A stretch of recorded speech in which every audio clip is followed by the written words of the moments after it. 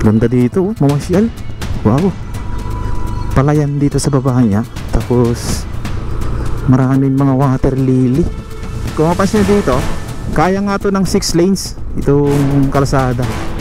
3 lanes, tapos 3 lanes sa kabila. Yan, malapad to. Ayan siya. Ito yung sa baba niya. Nagbabaon muna sila ng sheet piles.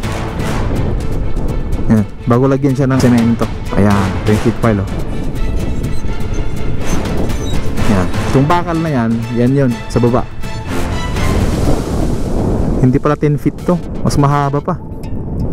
Parang nasa 20 feet. Nag-harvest na sila ng kangkong dito.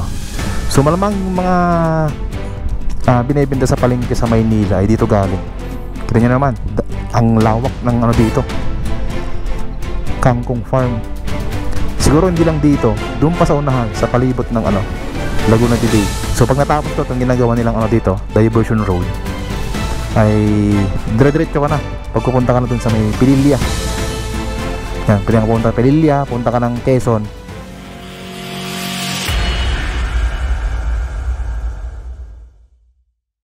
Good morning guys, nandito tayo ngayon sa may Binangonan, Rizal, dito sa may Shell at BDO.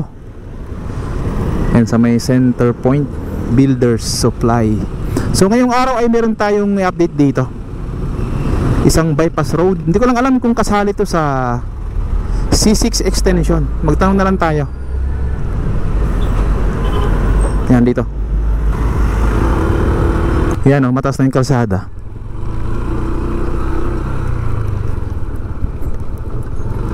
Ganda dito, mamasyal. Wow. Palayan dito sa baba niya. Tapos maraming mga water lily. Ito yung nasabi ko sa inyo na bypass road. Magtanong tayo kung tama yung hinala natin na karugtong to ng C6 extension. Yeah. Kumukuha sila ng water lily o water hyacinth.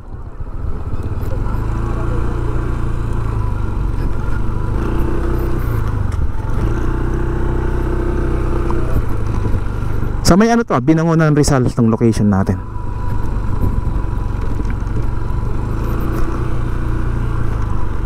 May mga sila dyan, mga pipe. Oo nga, under siya ng DPWH. Tignan natin. Ito, meron silang nakapaskil dito.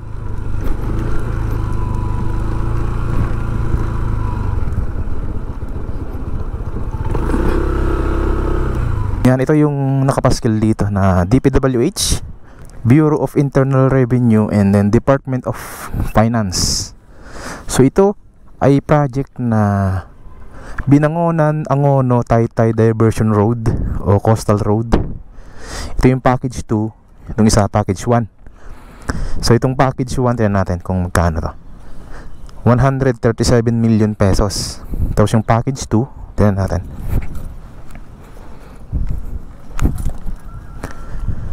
139 naman million pesos. So nag-start yung package 1 nung May 21, 2024. Tapos yung package 2, tingnan natin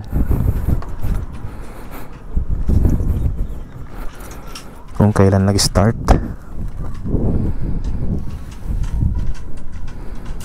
May 2, Mayo rin ng 2024. So ito siya ngayon, itong nilakaran natin. Yan, malapad to.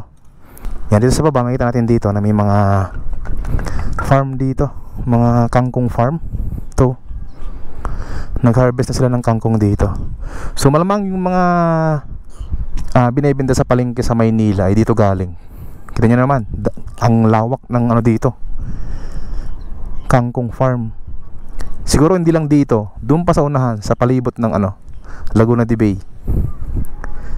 Maraming dito, kangkong farm, sigurado. So puntahan natin doon sa dulo, tapos pag ganun tayo, punta doon. Tingnan natin dyan yung status ng ginagawa nila. Alright, let's go.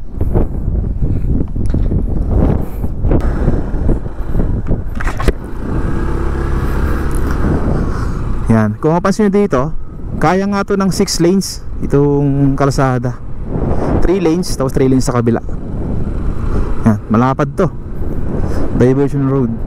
Meron pa siyang pinaka-riprap dito o slope protection sa baba. Yan na yan yung ginagawa nila. Ito. Ito, gandang harvest to, kangkong. Meron din to, no. Baka yung gitna nito, itong sa may kubo na yan, yung gitna niya fish pond, tapos yung gilid niya ano, taniman ng ano, kangkong. Siguro pag dito ka nag-angkat ng kangkong, mas mura. Siguro kaya mo itong mabili ng 4 or 5 piso. Sa palengke yan, isang bundle kasi 10 eh, 15 ganun. So baka mas mura dito. Yan, ito yung ginagawa nilang ano, slope protection dito. Ayan siya. Ito yung sa baba niya. Nagbabaon muna sila ng ano, ng sheet piles. Yan, bago lagyan siya ng ano, semento.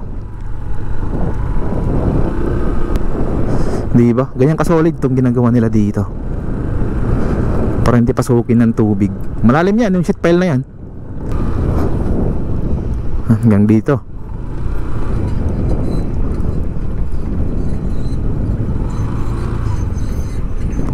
Ayan. Kung tayo punta doon kasi ano na, iba na yung lupa dyan, malambot na. Yan, ito yung sheet pile na binabaon nila, oh. Ito natin. Ayan, ito yung sheet pile, oh. Ayan, itong bakal na yan, yan yun, sa baba. Hindi pala 10 feet to, mas mahaba pa. Parang nasa 20 feet. Yan, oh. Yung binabaon nila dyan sa pinaka baba niya.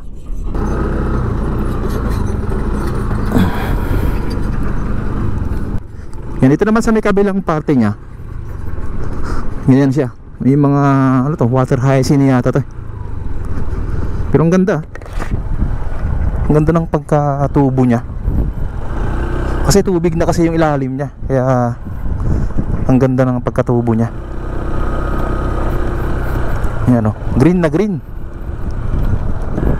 Pero yung katabi niya, yung mga ibang ano dyan, nakatanim ay ano, mga kangkong. Yan, kangkong farm din yan. I-double check natin kung ilang kilometro to, itong ginagawa nila. Hindi ko na check kanina. Wala, butas-butas kasi. Right, din tayo sa kabila, tingnan natin doon.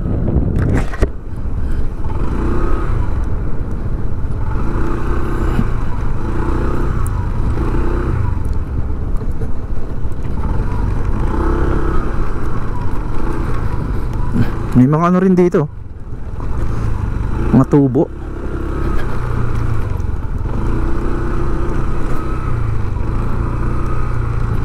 Ito siguro yung pinaka drainage nya. Ayan, o. Ay hindi tubo to. Ano to? Mga plastic nga. Tubo. Akala ko nakapaikot tong pinaka ano nya. Siguro fiber yan. Yan, ganito dito. Mataas na rin tambak niya dito. Yung taas niya siguro nasa 3 meters mula sa baba. Yan, dito yung mga kangkong farm.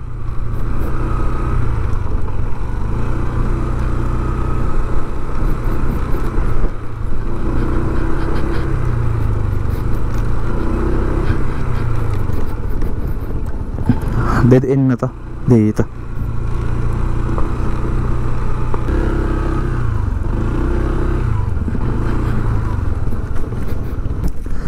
Dito natin dito. Ito yung pinaka-last na dito na ano, natampakan.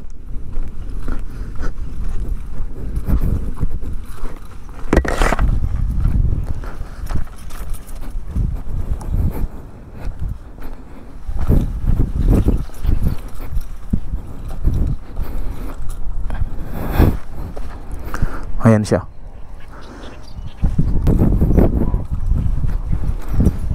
Ganyan siya.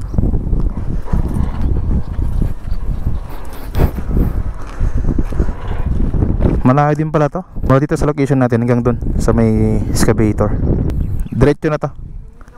Papunta dun. Nasa ano na lang to? 50 to 70 meters yung layo. Yan. Tapos dun, oh, dami na naman kangkong farm dun, oh. Itong location natin ay Binangonan to. So yung magdudugtong Taytay, Binangonan, tsaka Angono. So pag natapos to, itong ginagawa nilang ano dito, diversion road, ay dire-diretso ka na. Pagpupunta ka na dun sa may Pililya. Yan, pwede ka pupunta Pililya, punta ka ng Quezon, pwede na. Yan, ganito yung ano dito.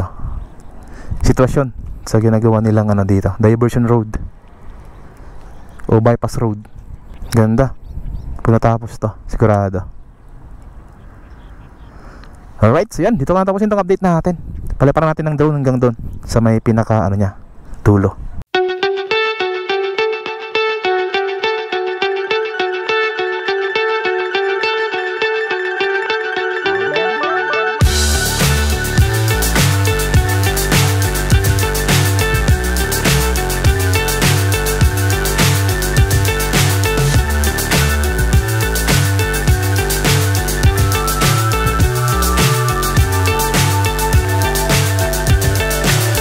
So high I'm hypnotized. What's up is down, what's left is right. Chasing stars and holding you. I can't see the end, but we'll see it through.